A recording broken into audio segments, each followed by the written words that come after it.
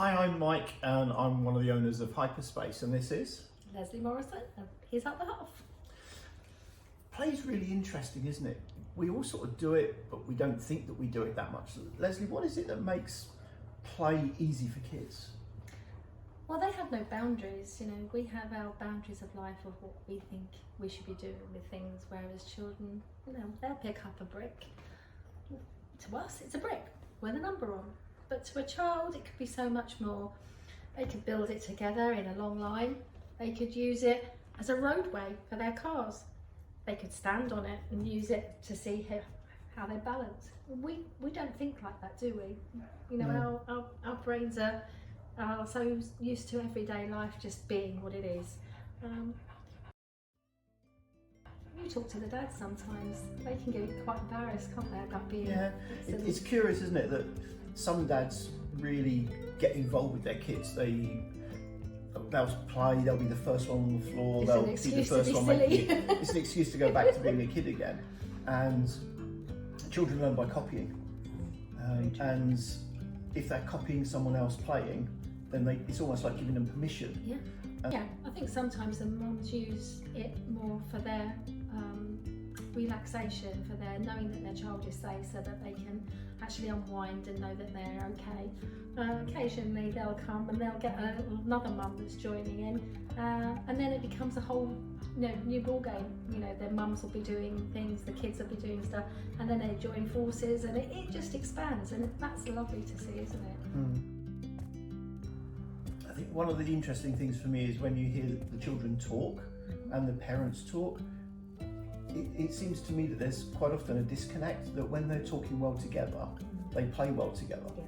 And when the communication isn't as clear, perhaps, maybe the parent is distracted, then the child can't play and engage in the same way, so maybe their behaviour changes. Yeah, and plus they want their attention, they want them to have the fun that they're having. So the child will be saying, "Mummy, mummy, look what I've made, look what I've made."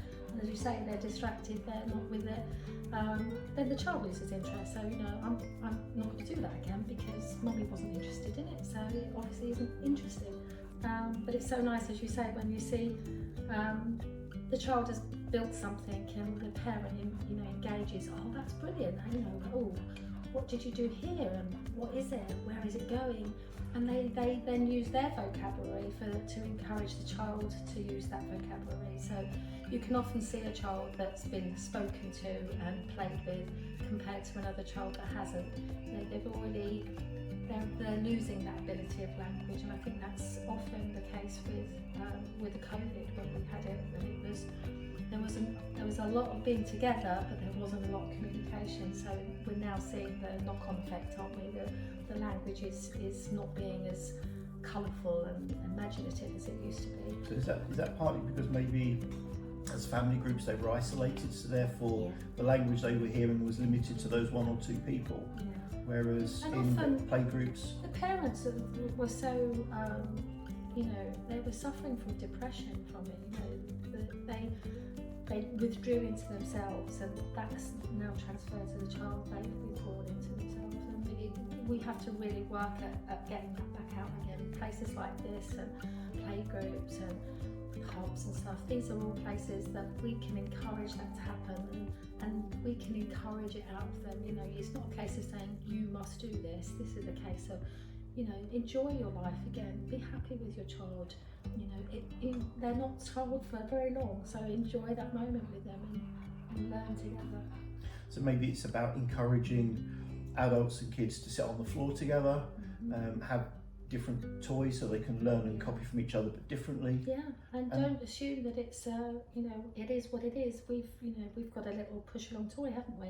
That we've seen it turned over and made into a little cot for a doll.